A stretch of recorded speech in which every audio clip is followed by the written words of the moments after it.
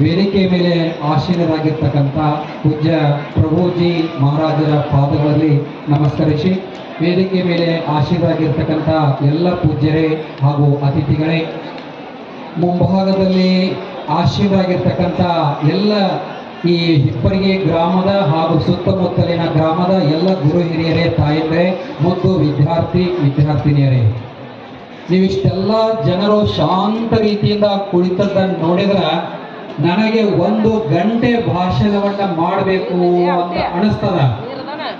ಆದರೆ ಡಾಕ್ಟರ್ ರಾಜ್ಕುಮಾರ್ ಅವ್ರದ್ದು ಒಂದು ಡೈಲಾಗ್ ನೆನಪಾಗ್ಲಿಕ್ಕತ್ತದ.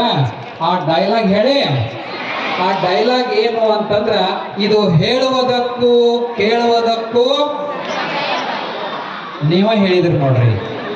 ನಾನು ನಿಮ್ಮ ತಾಳ್ಮೆಯನ್ನ ಪರೀಕ್ಷೆ ಮಾಡುವುದಿಲ್ಲ, ಹೌದಾ? ನನಗೆ ಗೊತ್ತಾಗ್ಯದ, ನಾನು ಟೀಚರ್ ಇರೋದ್ರಿಂದ ಸಮಯದ ಬಗ್ಗೆ ನನಗ ಗಮನ ಅದ. ಕೆಲವು ಮಾತುಗಳನ್ನು ಹೇಳಿ ನನ್ನ ಮಾತನ್ನು ಮುಗಿಸ್ತೀನಿ. ಒಂದಿಷ್ಟು ಲಕ್ಷ್ಯ ಕೊಟ್ಟ ಕೇಳಿ.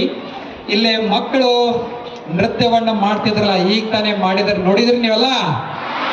ಆ ಪ್ರಭುಜಿ ಯಾರು ನಮ್ಮ ಗಿರಿಮಲ್ಲೇಶ್ವರ ಮಹಾರಾಜರು ಸಂಗಮೇಶ್ವರವರ ಹೆಸರನ್ನ ಹೇಳುವಾಗ ಸ್ವತಃ ಸ್ವರ್ಗದಿಂದ ಅವರೇ ಬಂದು ವೇದಿಕೆ ಮೇಲೆ ನಿಂತಾರೇನೋ ಅನ್ನುವಂಗ ಕೆಲವು ಮಕ್ಕಳೆಲ್ಲ ಕೈ ಮುಗಿದು ನಮಸ್ಕಾರ ಮಾಡ್ತಿದ್ವು ಅವ್ರಿಗೆ.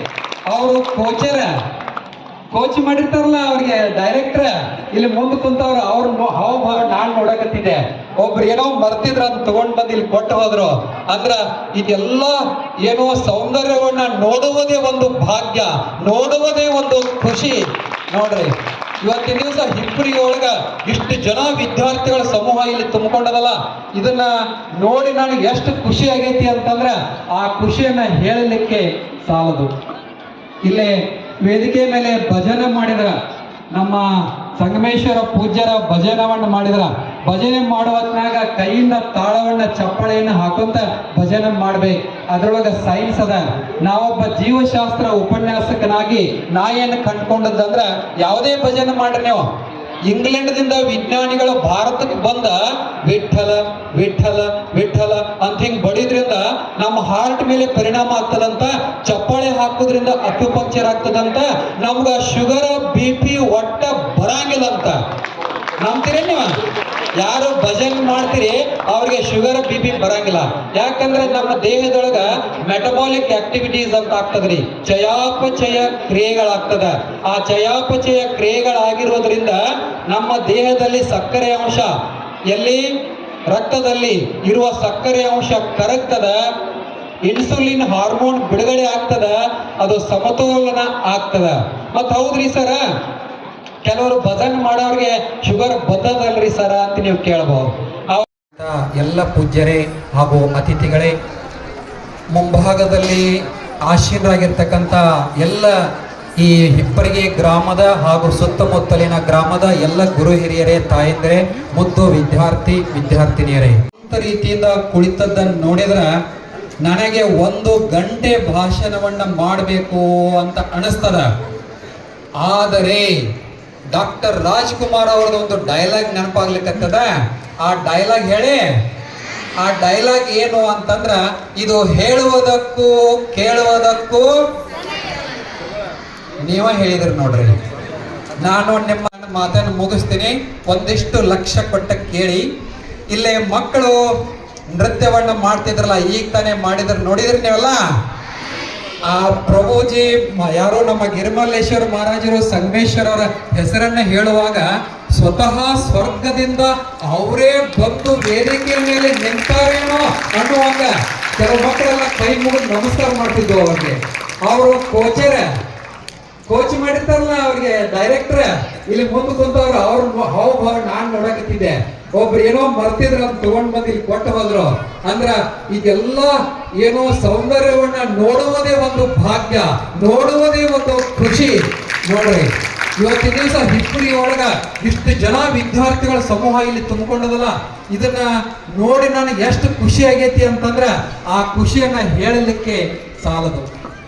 ಇಲ್ಲೇ ವೇದಿಕೆ ಮೇಲೆ ಭಜನ ಮಾಡಿದ ನಮ್ಮ ಸಂಗಮೇಶ್ವರ ಪೂಜ್ಯರ ಭಜನವನ್ನು ಮಾಡಿದ್ರ. ಭಜನೆ ಮಾಡುವತ್ನಾಗ ಕೈಯಿಂದ ತಾಳವನ್ನ ಚಪ್ಪಾಳೆಯನ್ನ ಹಾಕೊಂತ ಭಜನೆ ಮಾಡ್ಬೇಕು. ಅದ್ರೊಳಗ ಸೈನ್ಸ್ ಅದ. ನಾವೊಬ್ಬ ಜೀವಶಾಸ್ತ್ರ ಉಪನ್ಯಾಸಕನಾಗಿ ನಾ ಏನು ಕಂಡ್ಕೊಂಡದಂದ್ರ, ಯಾವುದೇ ಭಜನೆ ಮಾಡ್ರಿ ನೀವು, ಇಂಗ್ಲೆಂಡ್ದಿಂದ ವಿಜ್ಞಾನಿಗಳು ಭಾರತಕ್ಕೆ ಬಂದ ವಿಠಲ ವಿಠಲ ವಿಠಲ ಅಂತ ಹಿಂಗ್ ಬಡಿದ್ರಿಂದ ನಮ್ಮ ಹಾರ್ಟ್ ಮೇಲೆ ಪರಿಣಾಮ ಆಗ್ತದಂತ, ಚಪ್ಪಾಳೆ ಹಾಕೋದ್ರಿಂದ ಅಕ್ಯುಪಂಕ್ಚರ್ ಆಗ್ತದಂತ, ನಮ್ಗ ಶುಗರ್ BP ಒಟ್ಟ ಬರಂಗಿಲ್ಲ ಅಂತ. ನಂಬ್ತೀರಿ ನೀವು? ಯಾರು ಭಜನೆ ಮಾಡ್ತೀರಿ ಅವ್ರಿಗೆ ಶುಗರ್ BP ಬರಂಗಿಲ್ಲ. ಯಾಕಂದ್ರೆ ನಮ್ಮ ದೇಹದೊಳಗ ಮೆಟಬಾಲಿಕ್ ಆಕ್ಟಿವಿಟೀಸ್ ಅಂತ ಆಗ್ತದ್ರಿ, ಚಯಾಪಚಯ ಕ್ರಿಯೆಗಳಾಗ್ತದ. ಆ ಚಯಾಪಚಯ ಕ್ರಿಯೆಗಳಾಗಿರೋದ್ರಿಂದ ನಮ್ಮ ದೇಹದಲ್ಲಿ ಸಕ್ಕರೆ ಅಂಶ, ಎಲ್ಲಿ ರಕ್ತದಲ್ಲಿ ಇರುವ ಸಕ್ಕರೆ ಅಂಶ ಕರಗ್ತದ, ಇನ್ಸುಲಿನ್ ಹಾರ್ಮೋನ್ ಬಿಡುಗಡೆ ಆಗ್ತದ, ಅದು ಸಮತೋಲನ ಆಗ್ತದ.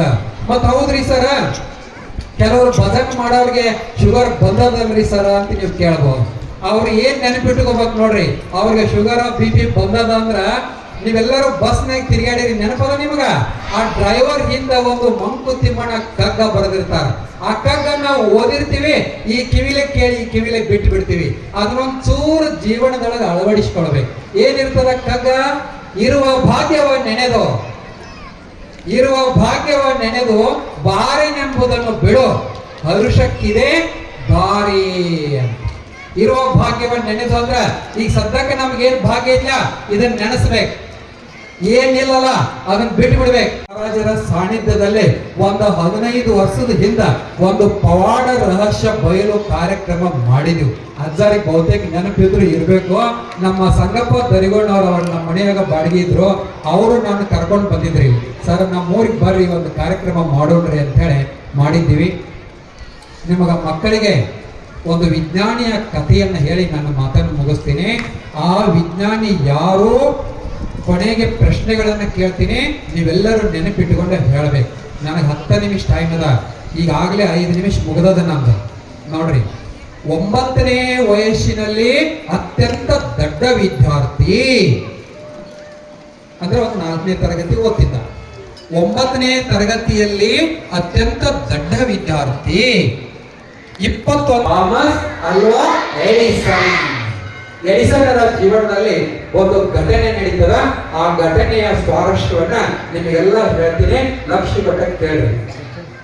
ಇದೇ ಉದಾಹರಣೆಯನ್ನ ನಾನು ಯಾಕೆ ಹೇಳ್ತೀನಿ ಅಂತಂದ್ರ, ಇದ್ರೊಳಗೆ ತಾಯಿಯ ಪಾತ್ರ ಬಹಳಷ್ಟದ. ಇಲ್ಲಿ ಕುಂತವರಲ್ಲಿ ನಾನು ಸುಮ್ಮನೆ ಎಣಿಸ್ಕೊಂತ ಹೋದೆ, ವಿದ್ಯಾರ್ಥಿಗಳು ಕಾಣಿಸ್ತಾರ. ಅಂದ್ರೆ ಇದರ ಅರ್ಥ ಏನು? ಹೆಣ್ಣು ಮಕ್ಕಳು ಇವತ್ತಿನ ದಿವಸ ಜಾಸ್ತಿ ಮುಂದ ಪದವಿ ಡಿಗ್ರಿಯನ್ನು ಕೂಡ ಕಡ್ಡಾಯವಾಗಿ ನೀವೆಲ್ಲರೂ ಪಡ್ಕೊಳ್ಬೇಕು. ಆ ವಿಜ್ಞಾನಿಗೆ, ಟೀಚರ್ಗೆ ಪಾಠ ಮಾಡ್ಲಿಕ್ಕೆ ಬಿಡ್ತಿರ್ಲಿಲ್ಲ. ಅವನ ಪ್ರಶ್ನೆಗಳನ್ನು ನೋಡ್ರಿ ಏನು. ಟೀಚರ್ ಮೊಟ್ಟೆ ಒಳಗಡೆ ಕೋಳಿ ಮರಿ ಹೇಗೆ ಹೋಯಿತು? ನಮಗೆಲ್ಲ ಗೊತ್ತದ, ಮೊಟ್ಟೆ ಒಡೆದ ಮರಿ ಏನಾಗ್ತದ ರೀ, ಹೊರಗೆ ಬರ್ತದ. ಅವನ ಪ್ರಶ್ನೆ ಏನಾಗಿತ್ತು? ಮೊಟ್ಟೆ ಒಳಗಡೆ ಕೋಳಿ ಮರಿ ಹೇಗೆ ಹೋಯಿತು? ಟೀಚರ್ ಪ್ರಶ್ನೆಗೆ ಉತ್ತರ ಹೇಳಬೇಕು ಅನ್ನುವಷ್ಟೊತ್ತಿಗೆ ಮತ್ತೊಂದು ಪ್ರಶ್ನೆ. ಟೀಚರ್ ಒಲೆಯ ಮೇಲೆ ಹಾಲನ್ನ ಕಾಯ್ಲಿಕ್ಕೆ ಇಟ್ಟಿರ್ತೀವಿ, ಒಲೆಯ ಮೇಲೆ ನೀರನ್ನ ಕಾಯ್ಲಿಕ್ಕೆ ಇಟ್ಟಿರ್ತೀವಿ, ಹಾಲು ಮಾತ್ರ ಉಕ್ಕು ಬಂದು ಕೆಳಗೆ ಬೀಳುತ್ತದೆ, ನೀರು ಏಕೆ ಉಕ್ಕು ಬಂದು ಬೀಳುವುದಿಲ್ಲ? ಹಿಂಗ್ ಪ್ರಶ್ನೆ ಕೇಳ್ತಿದ್ರಿ. ಮತ್ತ ಆ ಉತ್ತರ ಹೇಳಬೇಕು ಅನ್ನುವಷ್ಟೊತ್ತರಲ್ಲೇ ಟೀಚರ್ ನಾವು ಐಸನ್ನ ತೆಗೆದುಕೊಂಡು ಹೋಗಿ ಥರ್ಮಾಸ್ ಫ್ಲಾಸ್ಕ್ ಅಲ್ಲಿ ಇಟ್ಟರೆ ಏನಾಗುತ್ತದೆ? ನಾವು ಥರ್ಮಾಸ್ ಫ್ಲಾಸ್ಕ್ ಎದಕ್ಕೆ ಉಪಯೋಗ ಮಾಡ್ತೀರಿ? ಬಿಸಿ ಇರ್ಲಿಕ್ಕೆ, ಚಹಾ ಕಾಫಿ ಬಿಸಿ ಇರ್ಲಿಕ್ಕೆ ಉಪಯೋಗ ಮಾಡ್ತೀವಿ. ಇವನ್ ಪ್ರಶ್ನೆ ಏನಾಗಿತ್ತು? ಐಸನ್ನ ತೆಗೆದುಕೊಂಡು ಹೋಗಿ ಥರ್ಮಾಸ್ ಫ್ಲಾಸ್ಕ್ ಅಲ್ಲಿ ಇಟ್ಟರೆ ಏನಾಗುತ್ತದೆ? ಹೀಗೆ ಪ್ರತಿ ದಿವಸ ಪ್ರಶ್ನೆ ಕೇಳಿ ಕೀಟಲೆತನ ಮಾಡಿ ಏನಾಗ್ಬಿಟ್ಟಿದ್ದ, ಅವ್ರಿಗೆ ರೂಢಿ ಆಗಿಬಿಟ್ಟಿತ್ತು. ಒಂದು ದಿನ ಅವ್ರ ಕ್ಲಾಸ್ ಟೀಚರು ಎಲ್ಲಾ ಶಿಕ್ಷಕರು ಸೇರಿ ಅವನನ್ನ ಶಾಲೆಯಿಂದ ಹೊರಗೆ ಹಾಕಬೇಕು ಅಂತ ಹೇಳಿ ತೀರ್ಮಾನ ಮಾಡಿ ಒಂದು ಲೆಟರ್ ಅನ್ನು ಬರೆದ ಹೆಡ್ ಮಾಸ್ಟರ್ ನೇತೃತ್ವದಲ್ಲಿ ಒಂದು ಸಭೆಯನ್ನು ಮಾಡಿ 3 ಮಾತುಗಳನ್ನ ಅದರಲ್ಲಿ ಬರೆದ ಎಡಿಸನ್ ಕೈಯಲ್ಲಿ ಕೊಟ್ರು. ನೋಡಪ್ಪ ಎಡಿಸನ್, ಈ ಪತ್ರವನ್ನು ಓದ ನಿಮ್ಮ ತಾಯಿ ಕೈಯಲ್ಲಿ ಕೊಡು ಅಂತ ಹೇಳಿ ಕೊಟ್ರು. ಎಡಿಸನ್ ಪತ್ರ ತೆಗೆದು ನೋಡಿದ. 4ನೇ ತರಗತಿಗೆ ಬಂದ್ರು ಅವನಿಗೆ ಓದ್ಲಿಕ್ಕೆ ಬರಲಿಲ್ಲ, ಅವನಿಗೇನು ಗೊತ್ತಾಗ್ಲಿಲ್ಲ. ಸುಮ್ಮನೆ ಪತ್ರ ಮಡಿಚಿ ಪಾಕೆಟಲ್ಲಿ ಇಟ್ಕೊಂಡ, ಸೀದಾ ಹೋಗಿ ತನ್ನ ತಾಯಿ ಕೈಯೊಳಗೆ ಕೊಟ್ಟ. ತಾಯಿ ಪತ್ರವನ್ನ ಓದುತ್ತಿದ್ದಂತೆ ಕಣ್ಣಲ್ಲಿ ನೀರು ಬಂತ ತಾಯಿಗೆ. ಒಂದು ಹನಿ ನೀರ ಆ ಪತ್ರದ ಮೇಲೆ ಬೀಳ್ತದ. ಅವಾಗ ಎಡಿಸನ್ ಗಾಬರಿ ಆಗ್ತಾನ. ಅಮ್ಮ, ಆ ಪತ್ರದಲ್ಲಿ ಏನಾರೇ ಬರ್ದದ, ಯಾಕಳ್ಳಿಕತ್ತೆ ಅಂತ ಕೇಳ್ತಾನ. ತಾಯಿ ಶಾಂತ ರೀತಿಯಿಂದ ಆ ಎಡಿಸನ್ ನನಗೆ ಏನಿಲ್ಲಪ್ಪ, ನಿನ್ನ ಬಗ್ಗೆನ 3 ಮಾತುಗಳನ್ನು ಬರ್ದಾರ ಅಂತ ಹೇಳ್ತಾಳ. ಒಂದನೇ ಮಾತನ್ನ ಏನ್ ಬರ್ದಾರು ಅಂತಂದ್ರ ನೋಡ್ರಿ, ಆ ತಾಯಿ ಯಾಕೆ ಹೇಳ್ತಾಳ, ನಿಮ್ಮ ಮಗ ಎಡಿಸನ್ ಅತ್ಯಂತ ಬುದ್ಧಿವಂತ, ಜಾಣ ವಿದ್ಯಾರ್ಥಿ ಯಾಗಿದ್ದಾನೆ ಅಂತ. ಅವಾಗ ನೀವು ಬಹಳ ಖುಷಿ ಆಗ್ತದ್ರಿ. ಕಾಲರ್ ಹಾರಿಸಿದ, ನಾ ಅಷ್ಟು ಶಾಣೆ ಅದನ್ನ ಅಂದ್ಕೊಂಡ. ಅಮ್ಮ, ಎರಡನೇ ಮಾತನ್ನ ಅದರಲ್ಲಿ ಏನು ಬರೆದಿದ್ದಾರೆ ಅಂತ ಕೇಳಿದ. ತಾಯಿ ಹೇಳ್ತಾಳ ಎರಡನೇ ಮಾತನ್ನ, ನೋಡಪ್ಪ, ಎಡಿಸನ್ನ ಬುದ್ಧಿಮಟ್ಟಕ್ಕೆ ತಕ್ಕಂತೆ ಬೋಧನೆ ಮಾಡಲು ನಮ್ಮ ಶಾಲೆಯಲ್ಲಿ ಯಾವ ಶಿಕ್ಷಕರು ಇಲ್ಲ. ನೋಡ್ರಿ, ಎಡಿಸನ್ನ ಬುದ್ಧಿಮಟ್ಟಕ್ಕೆ ತಕ್ಕಂತೆ ಬೋಧನೆ ಮಾಡುವಷ್ಟು ಜಾಣ ಶಿಕ್ಷಕರು ನಮ್ಮ ಶಾಲೆಯಲ್ಲಿ ಯಾರು ಇಲ್ಲ ಅಂತ. ಅವಾಗ ಮತ್ತಷ್ಟು ಖುಷಿ ಆಗ್ತದ ಅವನು. ಮೂರನೇ ಮಾತನ್ನ ಏನಂತ ಓದ್ತಾಳು ತಾಯಿ ಅಂತಂದ್ರ, ನೋಡ್ರಿ, ನಾಳೆಯಿಂದ ನಿಮ್ಮ ಮಗನಿಗೆ ಮನೆಯಲ್ಲೇ ಪಾಠವನ್ನ ಮಾಡಿರಿ ಅಂತ ಬರ್ದತಿ ಅಂತ ಹೇಳ್ತಾನೆ. ಅವಾಗ ಗಾಬರಿ ಆದ, ಈ ನಾಳಿಂದ ಶಾಲೆಗೆ ಹೋಗುವಂಗಿಲ್ಲ. ಆಮೇಲೆ ತಾಯಿ ಮನೆಯಲ್ಲೇ ಪಾಠವನ್ನ ಮಾಡ್ಲಿಕ್ಕೆ ಪ್ರಾರಂಭ ಮಾಡ್ತಾಳ. ಒಂದು ಗ್ರಂಥಾಲಯದಲ್ಲಿ ಅವನಿಗೆ ಕೆಲಸ ಸಿಗ್ತದ. ಅಲ್ಲೇ ಕಸ ಗುಡಿಸುವ ಕೆಲಸವನ್ನು ಮಾಡ್ಕೊಂತ ಆ ಗ್ರಂಥಾಲಯದಲ್ಲಿರುವ ಎಲ್ಲ ಪುಸ್ತಕಗಳನ್ನು ಅಧ್ಯಯನ ಮಾಡ್ತಾನ. ಆಮೇಲೆ ವಿಜ್ಞಾನದ ವಿಭಾಗವನ್ನ ಆಯ್ಕೆ ಮಾಡ್ಕೊತಾನ. ಅವನಿಗೆ ಏನ್ ಅನಿಸ್ತದ, ವಿಜ್ಞಾನದಲ್ಲಿ ಹೆಚ್ಚು ಹೆಚ್ಚು ಆಸಕ್ತಿ ಬೆಳೀತದ. ಮನೆಯನ್ನೇ ಒಂದು ಪ್ರಯೋಗಾಲಯವನ್ನಾಗಿ ಮಾಡ್ಕೊತಾನ. ಆ ಪ್ರಯೋಗಕ್ಕೆ ಬೇಕಾಗಿರುವ ಎಲ್ಲ ಸಾಮಗ್ರಿಗಳನ್ನ ತೆಗೆದುಕೊಂಡು ಬರ್ತಾನ. ತನ್ನ ಸಂಶೋಧನೆಯನ್ನ ಮುಂದುವರಿಸ್ತಾ ಹೋಗ್ತಾನ. ಸುಮಾರು 17-18ನೇ ವಯಸ್ಸಿಗೆ ಬಂದಾಗ ಅವನ ತಾಯಿ ತೀರಿ ಹೋಗ್ತಾಳ. ತಾಯಿಯನ್ನ ಶವ ಸಂಸ್ಕಾರ ಮಾಡಿ ಮತ್ತೆ ಅವನ ಸಂಶೋಧನೆಯನ್ನ ಮುಂದುವರಿಸ್ತಾನ. 21 ವರ್ಷ ಆಗಿರ್ತದ. ಅವತ್ತಿನ ದಿವಸ ಇಡೀ ಜಗತ್ತಿಗೆ 103 ಬಾರಿ ಪ್ರಯತ್ನಗಳನ್ನ ಮಾಡಿ ಕೊನೆಗೆ ವಿದ್ಯುತ್ ಬಲ್ಬನ್ನ ಕಂಡು ಹಿಡಿದು ಇಡೀ ಜಗತ್ತಿಗೆ ಬೆಳಕನ್ನು ತೋರಿಸಿದ ವಿಜ್ಞಾನಿಯಾಗಿ ಹೊರಹೊಮ್ತಾನ. ಅವಾಗ ಇಡೀ ಜಗತ್ತೇ ಎಡಿಸನ್ ಕಡೆಗೆ ನೋಡ್ತದ. ಆಗ ಅವನಿಗೆ ಆ ಪತ್ರ ನೆನಪಾಗ್ತದ. ನನ್ನ ತಾಯಿಗೆ ಒಂದು ಪತ್ರವನ್ನು ಬರೆದಿದ್ರಲ್ಲ, ಅದು ಹಳೇ ಪೆಟ್ಟಿಗೆಯಲ್ಲಿ ಒಂದು ಮೂಲೆಯಲ್ಲಿ ಬಿದ್ದಿರ್ತದ. ಬಂದು ಬಹಳ ಆಸಕ್ತಿಯಿಂದ ಕುತೂಹಲದಿಂದ ಆ ಪತ್ರವನ್ನು ತಗೊಂಡು ಓದ್ತಾನ.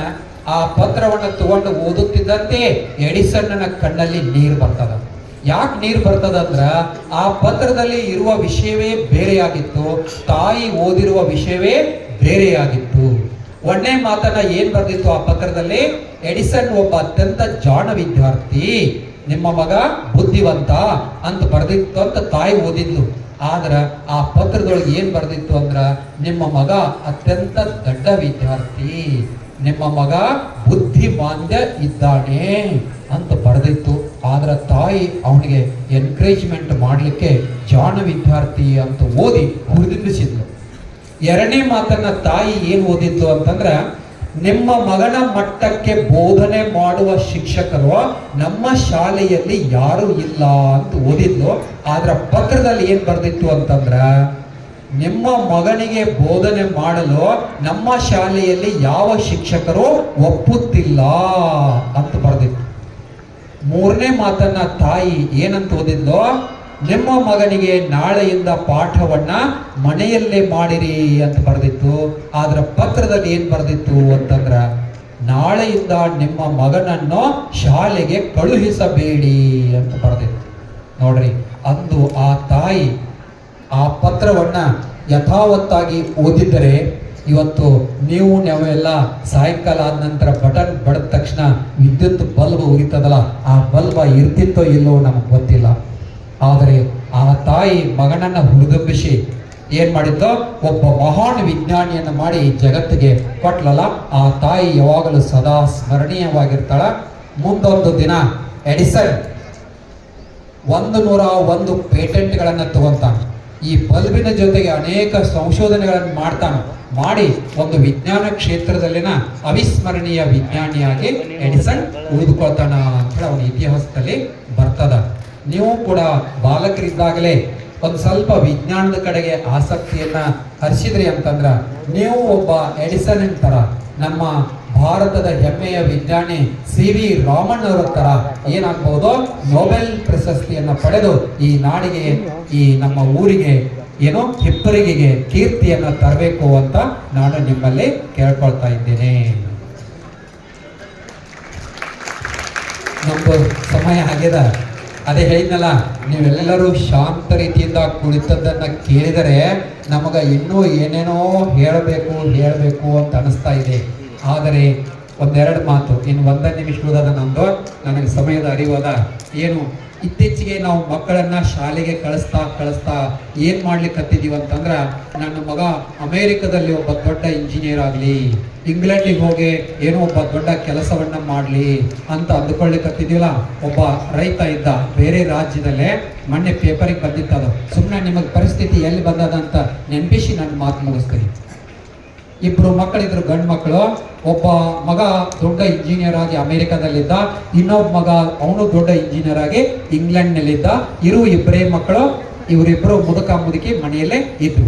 ಒಂದು ದಿನ ತಾಯಿ ತೀರ್ಕೊಂಡಾಗ ಕರೆ ಹೋಯಿತು ತಂದೆಯಿಂದ. 2 ಮಕ್ಕಳಿಗೆ ಕರೆ ಹೋಯಿತು. ಇಂಗ್ಲೆಂಡ್ನಲ್ಲಿರುವ ಒಬ್ಬ ಮಗ ಬಂದ, ಸಮಯಕ್ಕೆ ಸರಿಯಾಗಿ ಮಾರನೇ ದಿನ ಬಂದ. ಶವ ಸಂಸ್ಕಾರ ಮಾಡಿರಲಿಲ್ಲ ಇನ್ನೂ.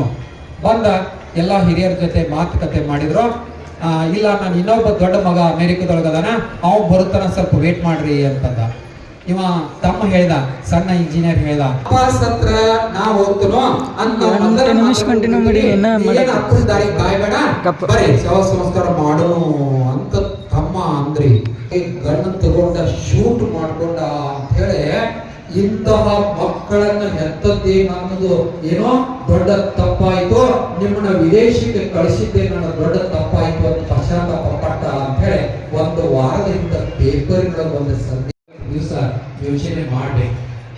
ಇನ್ನು 1/2 ನಿಮಿಷ ಇತ್ತು.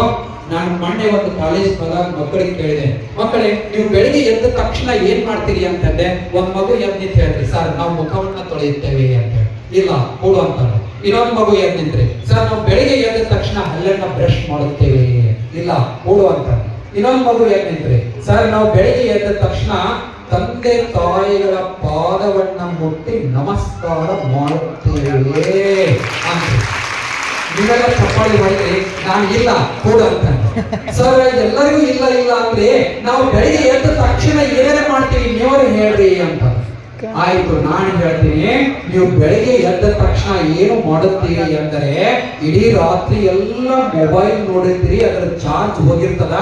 ನಿತ್ಯ ಕಣ್ಣಲ್ಲಿ ಎದ್ದ ತಕ್ಷಣ ಚಾರ್ಜರ್ ಅನ್ನ ಹುಡುಕಾಡಿ ಮೊಬೈಲ್ ಪಿನ್ ಅನ್ನ ಅದಕ್ಕೆ ಚುಚ್ಚಿದ ನಂತರವೇ ಮುಖವನ್ನ ತೊಳಿತೀರಿ, ಹಲ್ಲನ್ನ ಬ್ರಷ್ ಮಾಡ್ತೀರಿ, ಇನ್ನೇನೋ ಮಾಡ್ತೀರಿ ಅಂದೆ. ಹೌದ್ರಿ ಸರ, ಹೌದ್ರಿ, ಹೌದಾ, ಒಪ್ಕೋತೀರ ನೋಡ್ರಿ. ಇದರ ಅರ್ಥ ಏನು ಅಂತಂದ್ರ, ಮಕ್ಕಳು ಎಲ್ಲ ಇವತ್ತಿನ ದಿವಸ ಮೊಬೈಲ್ ದಾಸರಾಗಿಬಿಟ್ಟಾರ. ಎಲ್ಲೇ ಕುತ್ತಲ್ಲೇ ನಿಂತಲ್ಲೇ ಹಿಂಗ ಬೆರಳಿನಿಂದ ಸರಸ್ತಾ ಇಡೀ ಜೀವನವನ್ನೇ ಅದರಲ್ಲೇ ಕಳೆದು ಬಿಡ್ತಾ ಇದ್ದಾರ. ಇದ್ರ ಬಗ್ಗೆ ನಾವು ಒಂದಿಷ್ಟು ಎಚ್ಚರಿಕೆ ಗಂಟೆ. ನಾನು ಈ ಉದಾಹರಣೆ ಯಾಕೆ ಹೇಳಿದ್ದೆ ಅಂತಂದ್ರ, ಒಂದು ಮೊಬೈಲ್ ಮನಸ್ಸು ಮಾಡಿದರೆ ಒಬ್ಬ ವಿದ್ಯಾರ್ಥಿಯನ್ನ ಮನುಷ್ಯನನ್ನಾಗಿ ಮಾಡುತ್ತದೆ, ಮನಸ್ಸು ಮಾಡಿದರೆ ಇನ್ನೊಂದು ಮುಖವನ್ನು ಕೂಡ ಮಾಡುತ್ತದೆ ಅಂತ ಹೇಳ್ತಾ, ನನಗ ಇಲ್ಲಿವರೆಗೆ ಕರೆಸಿ ನಿನ್ನೆ ಫೋನ್ ಮಾಡಿದ್ರು ನನಗೆ. ಕಾರ್ಯಕ್ರಮದಲ್ಲಿ ಅಲ್ಲೆಲ್ಲ ಮಕ್ಕಳು ಇರ್ತಾವ, ಅವ್ರ ಉದ್ದೇಶಿಸಿ ಒಂದಿಷ್ಟು ಮಾತಾಡಿದ್ರಿ ಅಂತಂದ್ರು. ನನಗೆ ಬಹಳ ಖುಷಿ ಆತ್ರಿ. ಇವತ್ತ ಭಕ್ತ ಕನಕದಾಸ ಜಯಂತಿ ಆಚರಣೆ ಮಾಡಿದವರನ್ನ ಸೀದಾ ನಾನು ಹಿಪ್ಪರಿಗೆಗೆ ಬಂದೆ. ಇಷ್ಟೆಲ್ಲಾ ಮಕ್ಕಳನ್ನ ನೋಡುವ ಒಂದು ಭಾಗ್ಯ, ಇಲ್ಲಿ ವೇದಿಕೆ ಮೇಲಿರುವ ಪೂಜ್ಯರನ್ನೆಲ್ಲ ಅವರಿಗೆ ನಮಿಸುವ ಒಂದು ಭಾಗ್ಯ ನನಗೆ ದೊರೆತದಕ್ಕಾಗಿ ಎಲ್ಲ ಹಿರಿಯರಿಗೆ ನಮಸ್ಕಾರಗಳನ್ನು ಸಲ್ಲಿಸಿ ನಾನು ಮಾತನಾಡ. ವೇದಿಕೆ ಮೇಲೆ ಆಸೀನರಾಗಿರ್ತಕ್ಕಂಥ ಪೂಜ್ಯ ಪ್ರಭುಜಿ ಮಹಾರಾಜರ ಪಾದಗಳಲ್ಲಿ ನಮಸ್ಕರಿಸಿ, ವೇದಿಕೆ ಮೇಲೆ ಆಸೀನರಾಗಿರ್ತಕ್ಕಂಥ ಎಲ್ಲ ಪೂಜ್ಯರೇ ಹಾಗೂ ಅತಿಥಿಗಳೇ, ಮುಂಭಾಗದಲ್ಲಿ ಆಸೀನರಾಗಿರ್ತಕ್ಕಂಥ ಎಲ್ಲ ಈ ಹಿಪ್ಪರಿಗೆ ಗ್ರಾಮದ ಹಾಗೂ ಸುತ್ತಮುತ್ತಲಿನ ಗ್ರಾಮದ ಎಲ್ಲ ಗುರು ಹಿರಿಯರೇ, ತಾಯಂದಿರೇ, ಮುದ್ದು ವಿದ್ಯಾರ್ಥಿನಿಯರೇ, ನೀವಿಷ್ಟೆಲ್ಲ ಜನರು ಶಾಂತ ರೀತಿಯಿಂದ ಕುಳಿತದ್ದನ್ನು ನೋಡಿದ್ರೆ ನನಗೆ 1 ಗಂಟೆ ಭಾಷಣವನ್ನ ಮಾಡಬೇಕು ಅಂತ ಅನಿಸ್ತದ. ಆದರೆ ಡಾಕ್ಟರ್ ರಾಜ್ಕುಮಾರ್ ಅವ್ರದ್ದು ಒಂದು ಡೈಲಾಗ್ ನೆನಪಾಗ್ಲಿಕ್ಕತ್ತದ. ಆ ಡೈಲಾಗ್ ಹೇಳಿ ಆ ಡೈಲಾಗ್ ಏನು ಅಂತಂದ್ರ, ಇದು ಹೇಳುವುದಕ್ಕೂ ಕೇಳುವುದಕ್ಕೂ ನೀವೇ ಹೇಳಿದ್ರಿ ನೋಡ್ರಿ. ನಾನು ನಿಮ್ಮ ತಾಳ್ಮೆಯನ್ನ ಪರೀಕ್ಷೆ ಮಾಡುವುದಿಲ್ಲ.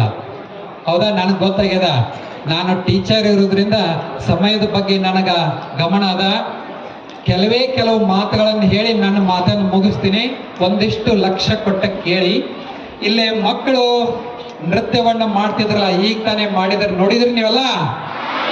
ಆ ಪ್ರಭುಜಿ ಯಾರು ನಮ್ಮ ಗಿರಿಮಲ್ಲೇಶ್ವರ ಮಹಾರಾಜರು ಸಂಗಮೇಶ್ವರವರ ಹೆಸರನ್ನ ಹೇಳುವಾಗ ಸ್ವತಃ ಸ್ವರ್ಗದಿಂದ ಅವರೇ ಬಂದು ವೇದಿಕೆಯ ಮೇಲೆ ನಿಂತಾರೇನೋ ಅನ್ನುವಂಗ ಕೆಲವು ಮಕ್ಕಳೆಲ್ಲ ಕೈ ಮುಗಿದು ನಮಸ್ಕಾರ ಮಾಡ್ತಿದ್ವು ಅವ್ರಿಗೆ. ಅವರು ಕೋಚ್ ಮಾಡಿರ್ತಾರಲ್ಲ ಅವ್ರಿಗೆ ಡೈರೆಕ್ಟರ್, ಇಲ್ಲಿ ಮುಂದೆ ಕುಂತವ್ರು ಅವ್ರ ಹಾವಭಾವ ನಾನ್ ನೋಡಕತ್ತಿದ್ದೆ. ಒಬ್ರು ಏನೋ ಮರ್ತಿದ್ರ ಅಂತ ತಗೊಂಡ್ ಬಂದು ಇಲ್ಲಿ ಕೊಟ್ಟು ಹೋದ್ರು. ಅಂದ್ರ ಇದೆಲ್ಲ ಏನೋ ಸೌಂದರ್ಯವನ್ನ ನೋಡುವುದೇ ಒಂದು ಭಾಗ್ಯ, ನೋಡುವುದೇ ಒಂದು ಖುಷಿ. ನೋಡ್ರಿ, ಇವತ್ತಿನ ದಿವಸ ಹಿಪ್ಪರಿಗೆ ಒಳಗ ಇಷ್ಟು ಜನ ವಿದ್ಯಾರ್ಥಿಗಳ ಸಮೂಹ ಇಲ್ಲಿ ತುಂಬಿಕೊಂಡದಲ್ಲ, ಇದನ್ನ ನೋಡಿ ನನಗೆ ಎಷ್ಟು ಖುಷಿ ಆಗೈತಿ ಅಂತಂದ್ರೆ ಆ ಖುಷಿಯನ್ನ ಹೇಳಲಿಕ್ಕೆ ಸಾಲದು. ಇಲ್ಲೇ ವೇದಿಕೆ ಮೇಲೆ ಭಜನೆ ಮಾಡಿದ್ರ, ನಮ್ಮ ಸಂಗಮೇಶ್ವರ ಪೂಜ್ಯರ ಭಜನವನ್ನು ಮಾಡಿದ್ರ. ಭಜನೆ ಮಾಡುವತ್ನಾಗ ಕೈಯಿಂದ ತಾಳವನ್ನ ಚಪ್ಪಳೆಯನ್ನು ಹಾಕೊಂತ ಭಜನೆ ಮಾಡ್ಬೇಕು. ಅದ್ರೊಳಗ ಸೈನ್ಸ್ ಅದ. ನಾವೊಬ್ಬ ಜೀವಶಾಸ್ತ್ರ ಉಪನ್ಯಾಸಕನಾಗಿ ನಾ ಏನು ಕಂಡ್ಕೊಂಡದಂದ್ರ, ಯಾವುದೇ ಭಜನೆ ಮಾಡ್ರಿ ನೀವು, ಇಂಗ್ಲೆಂಡ್ದಿಂದ ವಿಜ್ಞಾನಿಗಳು ಭಾರತಕ್ಕೆ ಬಂದ ವಿಠಲ ವಿಠಲ ವಿಠಲ ಅಂತ ಹಿಂಗ್ ಬಡಿದ್ರಿಂದ ನಮ್ಮ ಹಾರ್ಟ್ ಮೇಲೆ ಪರಿಣಾಮ ಆಗ್ತದಂತ, ಚಪ್ಪಾಳೆ ಹಾಕೋದ್ರಿಂದ ಅಕ್ಯುಪಂಕ್ಚರ್ ಆಗ್ತದಂತ, ನಮ್ಗ ಶುಗರ್ BP ಒಟ್ಟ ಬರಂಗಿಲ್ಲ ಅಂತ. ನಂಬ್ತೀರಿ ನೀವು? ಯಾರು ಭಜನೆ ಮಾಡ್ತೀರಿ ಅವ್ರಿಗೆ ಶುಗರ್ BP ಬರಂಗಿಲ್ಲ. ಯಾಕಂದ್ರೆ ನಮ್ಮ ದೇಹದೊಳಗ ಮೆಟಬಾಲಿಕ್ ಆಕ್ಟಿವಿಟೀಸ್ ಅಂತ ಆಗ್ತದ್ರಿ, ಚಯಾಪಚಯ ಕ್ರಿಯೆಗಳಾಗ್ತದ. ಆ ಚಯಾಪಚಯ ಕ್ರಿಯೆಗಳಾಗಿರೋದ್ರಿಂದ ನಮ್ಮ ದೇಹದಲ್ಲಿ ಸಕ್ಕರೆ ಅಂಶ, ಎಲ್ಲಿ ರಕ್ತದಲ್ಲಿ ಇರುವ ಸಕ್ಕರೆ ಅಂಶ ಕರಗ್ತದ, ಇನ್ಸುಲಿನ್ ಹಾರ್ಮೋನ್ ಬಿಡುಗಡೆ ಆಗ್ತದ, ಅದು ಸಮತೋಲನ ಆಗ್ತದ. ಮತ್ ಹೌದ್ರಿ ಸರ, ಕೆಲವರು ಭಜನ್ ಮಾಡೋರಿಗೆ ಶುಗರ್ ಬದ್ದದಲ್ರಿ ಸರ ಅಂತ ನೀವು ಕೇಳಬಹುದು. ಇದ್ರೊಳಗೆ ತಾಯಿಯ ಪಾತ್ರ ಬಹಳಷ್ಟದ. ಇಲ್ಲಿ ಕುಂತವರಲ್ಲಿ ನಾನು ಸುಮ್ಮನೆ ಎನಿಸ್ಕೊಂತ ಹೋದೆ, ವಿದ್ಯಾರ್ಥಿನಿಯರು ಎಷ್ಟದಾರ, ವಿದ್ಯಾರ್ಥಿಗಳು ಎಷ್ಟದಾರ ಹಿಂಗ ನೋಡ್ಕೋತ ಹೋದೆ. ಇಲ್ಲಿ ಸಮೀಪ ನನಗೆ ವಿದ್ಯಾರ್ಥಿಗಳು ಕಾಣಲೇ ಇಲ್ಲ. ಅಲ್ಲಿ ದೂರ ಎಲ್ಲೋ ಮೂಲೆಯೊಳಗೆ ಒಂದಿಷ್ಟು ವಿದ್ಯಾರ್ಥಿಗಳಿಗೆ ಕಾಣಿಸ್ತಾರ. ಅಂದ್ರೆ ಇದ್ರ ಅರ್ಥ ಏನು, ಹೆಣ್ಣು ಮಕ್ಕಳು ಇವತ್ತಿನ ದಿವಸ ಜಾಸ್ತಿ ಶಾಲೆಯನ್ನ ಕಲಿಯುತ್ತಿದ್ದಾರೆ. ನೀವು ಕಲಿತಾ ಇದನ್ನ ಇಷ್ಟಕ್ಕ ಬಿಡಬಾರ್ದು. ಕನಿಷ್ಠ ನಿಮ್ಮೂರೊಳಗ SSLC ಅದ, PUC ಅದ, ಮುಂದ ಪದವಿ ಡಿಗ್ರಿಯನ್ನು ಕೂಡ ಕಡ್ಡಾಯವಾಗಿ ನೀವೆಲ್ಲರೂ ಪಡ್ಕೊಳ್ಬೇಕು. ಆ ವಿಜ್ಞಾನಿಗೆ ನೋಡ್ರಿ, ಆತ 3-4ನೇ ತರಗತಿಯಲ್ಲಿ ಓದ್ತಿದ್ದ. ನಿಮ್ ತರನೇ ಓದುವಾಗ ಒಂದು ಘಟನೆ ಜರುಗಿತ್ತು. ಏನು ಅದು ಘಟನೆ ಅಂತಂದ್ರ, ಎಡಿಸನ್ ಪುಟ್ಟ ಬಾಲಕನಿದ್ದಾಗ ಬರೀ ಪ್ರಶ್ನೆಗಳನ್ನ ಕೇಳ್ತಿದ್ದ ಟೀಚರ್ಗೆ, ಪಾಠ ಮಾಡ್ಲಿಕ್ಕೇನೆ ಬಿಡ್ತಿರ್ಲಿಲ್ಲ. ಅವಾಗ ಆ ವಿದ್ಯಾರ್ಥಿ ಗುರುಗಳ ಕೊಟ್ಟ ಕಾಣಿಕೆನ ನಾನು ಹಂಗ ಅಲ್ಲೇ ಹೋಗ್ಬಿಟ್ಟು ಹೋಗುದಾಳ ತಿಳ್ಕೊಂಡ ಏನ್ ಮಾಡ್ತಾನಪ್ಪ ಅಂದ್ರ, ಅಲ್ಲೇ ಒಂದು ಟೆಪ್ ತೆಗೆದ, ಒಂದು ಕುಣಿಯನ್ನ ತೆಗೆದ, ಕತ್ತಿಯನ್ನ ಮುಚ್ಚಿ ಅಲ್ಲಿ ಒಂದು ಕಲ್ಲನ್ನ ಇಟ್ಟು ಪೂಜೆ ಮಾಡ್ತಾರೆ. ಏನ್ ಮಾಡ್ತಾರಪ್ಪ ಅಂದ್ರ, ನಮಸ್ಕಾರ, ಇವತ್ತೊಂದು 10 ಮಂದಿ, ನಾಳೆ 20 ಮಂದಿ, 30 ಮಂದಿ, ಹಿಂಗ ಏನಪ್ಪ ಅಂದ್ರ ಪ್ರತಿನಿತ್ಯವೂ ಅಲ್ಲಿ ಜನಸಂಖ್ಯೆ ಹೆಚ್ಚಾಗುತ್ತೆ. ಆಮೇಲೆ ದಾರಿ ಹೋಗರು ಹೋಗುವಾಗ ಅವರು ಬೇಡಿಕೊಂಡಿರುವಂತ ಕೆಲವೊಂದಿಷ್ಟು ಕಾರ್ಯಗಳು ಯಶಸ್ವಿಯನ್ನ ಕಾಣ್ತಾವ. ಅವಾಗ ಆ ಪೂಜೆನ ಮಾಡ್ತಿರುವಂತ ವಿದ್ಯಾರ್ಥಿ ಅವ್ರು ಅರ್ಚಕನಾಗಿರ್ತಾನೆ. ಆಮೇಲೆ ಏನ್ ಮಾಡ್ತಾರಪ್ಪ ಅಂತ ಕೇಳಿದ್ರೆ, ದಾರಿ ಹೋಗರು ಏನ್ ಯಶಸ್ವಿ ಆಗಿರ್ತಾರೋ ಕೆಲಸಗಳು ಅವ್ರು ಬಂದ ನಂತರ ನಮ್ದೊಂದು ಇಷ್ಟಿದ್ದನ್ನು ತೋರಿ ಹಂಗ್ ತೋರಿ ಹಿಂಗ್ ತೋರಿದ್ರೆ ದೊಡ್ಡ ಒಂದು ಕ್ಷೇತ್ರವಾಗಿ ಸ್ವಲ್ಪ ದಿನಗಳಲ್ಲಿ, ಒಂದು 7 ವರ್ಷಗಳಲ್ಲಿ ಏನಪ್ಪಾ ಅಂತಂದ್ರೆ ದೊಡ್ಡ ಕ್ಷೇತ್ರವಾಗಿ ಪರಿಣಮಿಸ್ತದೆ. ಅವಾಗ ಈ ಗುರುಗಳು ಏನಾಗಿರ್ತಾರಲ್ಲ, ಈ ವಿದ್ಯಾರ್ಥಿಯ ಗುರುಗಳು ಅವ್ರು ಏನಪ್ಪಾ ಅಂದ್ರೆ ಆಶ್ರಮ ಬಿಟ್ಟು ದೇಶಾಂತರ ಹೋಗಿರ್ತಾರ. ಲಾಸ್ಟ್ ತಿರ್ಕೋಗ ಬಂದು ಅದೇ ಆ ಹುಡುಗ ಕತ್ತೆ ಫಲ ಕೊಡ್ತದೆ ಅಂತಕ್ಕಂಥದ್ದು. ಅದೇ ರೀತಿಯಾಗಿ ವಿದ್ಯಾರ್ಥಿಗಳು ಕೂಡ ಇವತ್ತಿನ ಸಂದರ್ಭದಲ್ಲಿ ಈ ಒಂದು ಪುಣ್ಯಕ್ಷೇತ್ರ ಹಿಪ್ಪರಿಗೆ ಅಂತಕ್ಕಂತಹ ಒಂದು ಗ್ರಾಮದಲ್ಲಿ ಆಧ್ಯಾತ್ಮಿಕವಾಗಿರ್ತಕ್ಕಂಥ ಒಲವನ್ನ ತೋರಿರ್ತಕ್ಕಂತಹ ಗ್ರಾಮ. ಈ ಗ್ರಾಮಿನಲ್ಲಿ ಎಲ್ಲಾ ವಿದ್ಯಾರ್ಥಿಗಳು ಓದ್ತಕ್ಕಂಥ ಒಂದು ಪುಣ್ಯ ಭೂಮಿ ಅಂತಕ್ಕಂಥದ್ದನ್ನ ಇಲ್ಲಿ ಹೇಳಲಿಕ್ಕೆ ಬಯಸ್ತೀನಿ. ಜೊತೆಗೆ ವಿದ್ಯಾರ್ಥಿಗಳು ಸಾಕಷ್ಟು ಕೂಡ ಈ ಒಂದು ವಿದ್ಯಾರ್ಥಿ ಗೋಷ್ಠಿಯನ್ನ ಮಾಡೋದ್ರಿಂದ ನಿಮಗೆ ಬಹಳಷ್ಟು ಕೂಡ ಅನುಕೂಲ ಆಗ್ತದೆ ಅಂತಕ್ಕಂಥ ನನ್ನ ಒಂದು ಇಚ್ಛೆ. ಮನೆಯಲ್ಲಿ ಸಾಕಷ್ಟು ವಿದ್ಯಾರ್ಥಿಗಳಲ್ಲಿ ಒಂದಿಷ್ಟು ಪರಿಸ್ಥಿತಿಗಳು ಬೇರೆ ಆಗಿರ್ತಕ್ಕಂಥ ಸಂದರ್ಭ, ಓದಲಿಕ್ಕೆ ಮನಸ್ಸಿರ್ತದೆ, ಅಂದ್ರೆ ಓದ್ತಕ್ಕಂತಹ ಓದ್ಬೇಕಾದ್ರೆ ನೆನಪಿನಲ್ಲಿ ಯಾವ ರೀತಿಯಾಗಿ ಇಟ್ಕೊಳ್ಳಿಕ್ಕೆ ಆಗೋದಿಲ್ಲ ಅಂತ ಸಂದರ್ಭಗಳನ್ನು ಇವತ್ತಿಗೆ SSLC ವಿದ್ಯಾರ್ಥಿಗಳಿಗೆ ಒಂದು ಕಿವಿ ಮಾತುಗಳು. ಸಾಧನೆ ಮಾಡಬೇಕಾದ್ರೆ ಸಾಕಷ್ಟು ಸಾಧನೆಗಳಿರ್ತದೆ. ಸೂರಯೇ ನಮಶ್ರೀ ಯತಿರಾಜಾಯ ವಿವೇಕಾನಂದ ಸೂರಯೇ ಸಚ್ಚಿತ್ ಸುಖ ಸ್ವರೂಪಾಯ ಸ್ವಾಮಿನೇ ತಾಪಹಾರಿಣಿ ದೀಪ್ತ ನೇನಾರವಿಂದಂ ಶ್ರೀ ಸ್ವಾಮಿ ವಿವೇಕಾನಂದಂ ಭಾರತ ವೀರ ನರೇಂದ್ರಂ ತ್ವಂ ವಂದೇ ಸಿಂಹ ನಿನಾದಂ. ನನ್ನ ಹೆಸರು ವೈಷ್ಣವಿ ಹನುಮಂತ್ ಪೂಜಾರಿ. ಯುವಕರ ಸಂಘ ಹಾಗೂ ಸರ್ವ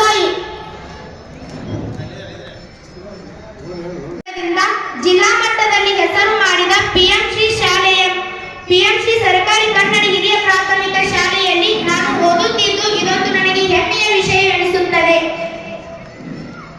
ಶ್ರೀ ಸದ್ಗುರು ಸಂಗಮೇಶ ಮಹಾರಾಜರ 94ನೇ ಪುಣ್ಯ ಸ್ಮರಣೋತ್ಸವದ ಕಾರ್ಯಕ್ರಮದಲ್ಲಿ ಆಸೀನರಾಗಿರುವ ಪೂಜ್ಯ ಗುರುಗಳು, ಗುರು ಮಾತೆಯರು, ತಾಯಿ ತಂದೆಯಂದಿರು ಹಾಗೂ ನನ್ನ ಎಲ್ಲಾ ಪ್ರೀತಿಯ ಸಹೋದರ ಸಹೋದರಿಯರಿಗೆ ಮಧ್ಯಾಹ್ನದ ಶುಭೋದಯಗಳು. ನಾನು ಈಗ ಸಂಗಯ್ಯಪ್ಪ ಮಹಾರಾಜರ ಬಗ್ಗೆ ಒಂದೆರಡು ಮಾತುಗಳನ್ನಾಡಲು ಬಯಸುತ್ತೇನೆ. ಈ ಭೂಮಿ ಎನ್ನುವ ಒಂದು ಗ್ರಹ ಅತ್ಯಂತ ಕುತೂಹಲವಾಗೈತಿ. ಇಲ್ಲಿ ಅಜ್ಞಾನದಿಂದ ಕೂಡಿದ ಕತ್ತಲೈತಿ ಮತ್ತು ಅದರ ಜೊತೆಗೆ ಜ್ಞಾನದ ಅಗರವೂ ಐತಿ.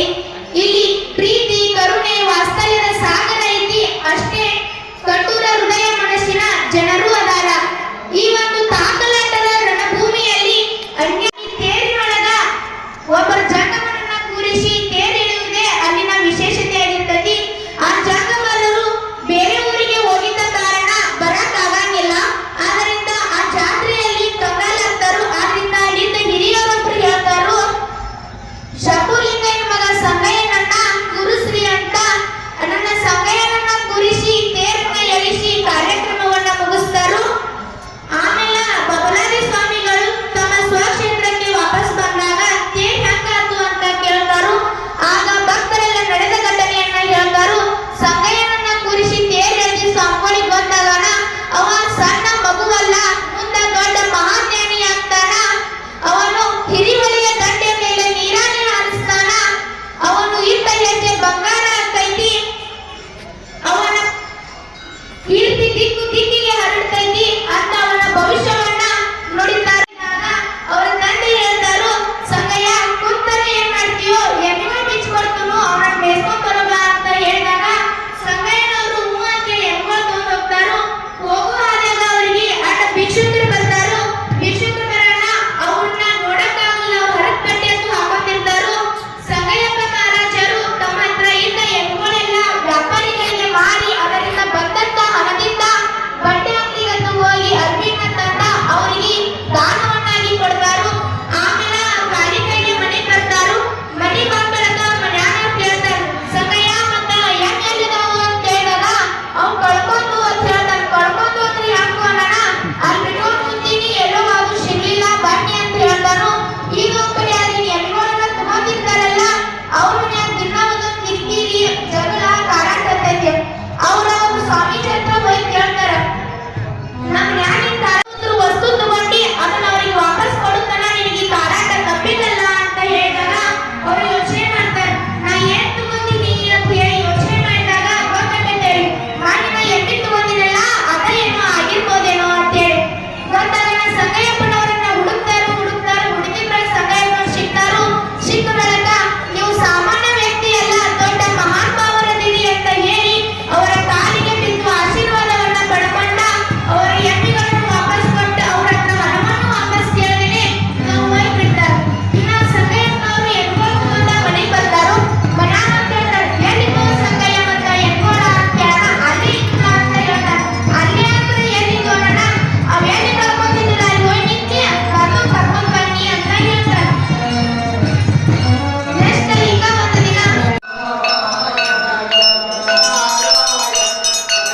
ಹರಿನಾರಾಯಣ ಗುರು ನಾರಾಯಣ ಎತ್ತಂದ್ರೆ ಎಲ್ಲ ಒಂದು ಎತ್ತಂದ್ರೆ ಹರಿನಾರಾಯಣ ಗುರು ನಾರಾಯಣ ಹರಿನಾರಾಯಣ ಗುರು ನಾರಾಯಣ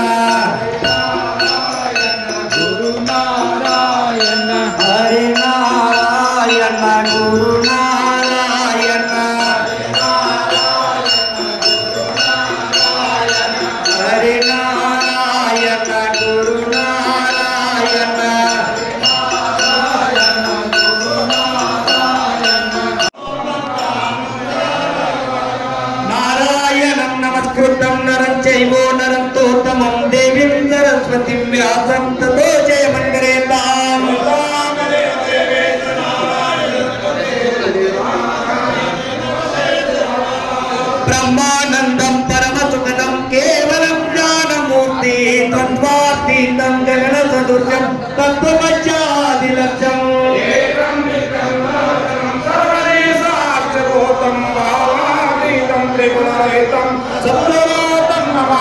सद्गुरुनाथ बाजे आए मला तव देवा पाए सद्गुरुनाथ बाजे आए मला तव देवा पाए सद्गुरुनाथ जय जय राम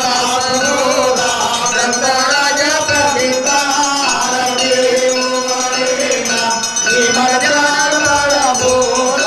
जय जय राधा